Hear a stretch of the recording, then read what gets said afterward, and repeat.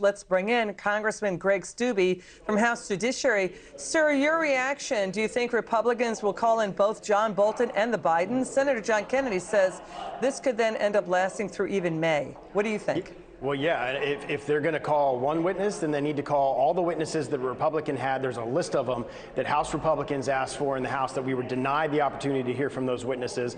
We also need, I would like to hear from Adam Schiff and what contact he had with the whistleblower before they filed the complaint. I'd like to hear from Hunter Biden. I'd like to hear from Joe Biden. These are all witnesses that Republicans have talked about hearing. So if they're going to call one witness, you are opening the door to allow all sorts of witnesses to be called by members of the Senate. And if you call one, I don't see how you could then vote against calling others if they're the witnesses that the Trump defense team wants to call. Wow, this is going to be a battle royale then. I mean, you know, getting back to John Bolton, Democrat Adam Schiff even attacked John Bolton for not testifying in the House, saying it was because of John Bolton's book deal. But Republican Senator John Barrasso of Wyoming says there's nothing new from John Bolton's book. Your take on that?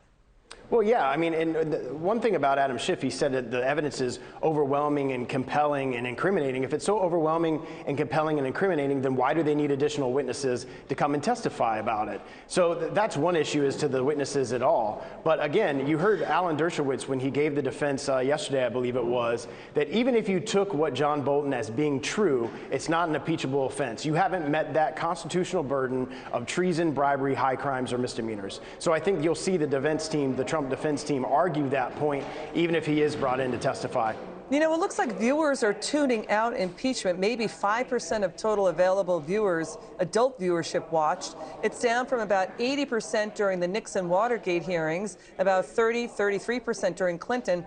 Does Bolton's reported accusations, change a key element of the president's defense, that the president released the aid to Ukraine without getting any investigation of the Bidens, and that the Ukrainians didn't feel there was any pressure? Does it change any of that?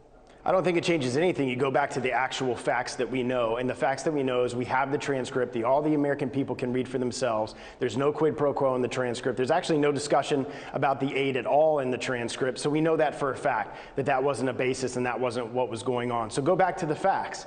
And so I think the president's in a good place here. There's certainly not 20 votes in the U.S. Senate amongst Republicans to convict him. But you're right, this may go on for weeks and weeks and weeks if they start calling multiple different witnesses. Wow. Congressman, thanks for joining us. It's great to see you.